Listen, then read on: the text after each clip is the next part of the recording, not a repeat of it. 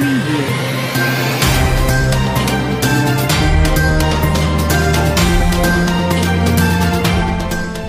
à tous et bienvenue une fois de plus sur votre chaîne d'actualité. Aujourd'hui, nous allons faire un tour du côté de la Côte d'Ivoire pour vous faire part d'une situation très alarmante. Il s'agit entre autres de l'état de santé du président Alassane Ouattara. Mais avant d'entrer dans le vif du sujet, il est important de rappeler la situation politique, voire même économique du pays. Au cours de la dernière décennie, la Côte d'Ivoire a discrètement mais implacablement transformé son économie. En tant que premier producteur mondial du cacao, la Côte d'Ivoire enregistre l'un des taux de croissance économique les plus rapides et soutenus en Afrique subsaharienne depuis plus de 10 ans. Avec une croissance du PIB réel de 8,2% en moyenne sur la période 2012-2019, la Côte d'Ivoire a réussi à contenir autant pour moi la pandémie de Covid-19 et a gardé une croissance positive en 2020 à 2%.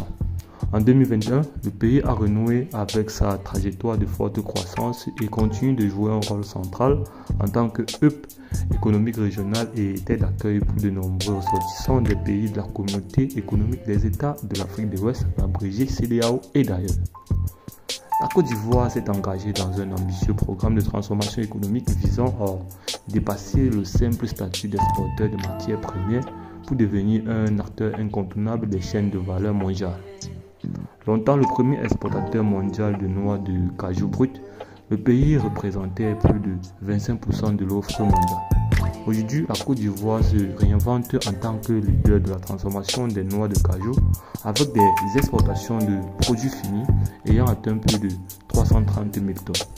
En moins de 10 ans, la part des produits transformés dans la production totale est passée de 9 à 30%. Situation politique du pays. L'environnement politique est resté calme et stable depuis la dernière élection présidentielle d'octobre 2020. Sur le plan sécuritaire, la Côte d'Ivoire a réussi à contenir des incursions de groupes djihadistes armés qui mènent des attaques récurrentes contre ses voisins du Nord, notamment le Mali et le Burkina Faso. Cependant, le pays est confronté à un défi humanitaire à la frontière du Burkina Faso en raison de l'afflux de réfugiés fuyant principalement les violences djihadistes.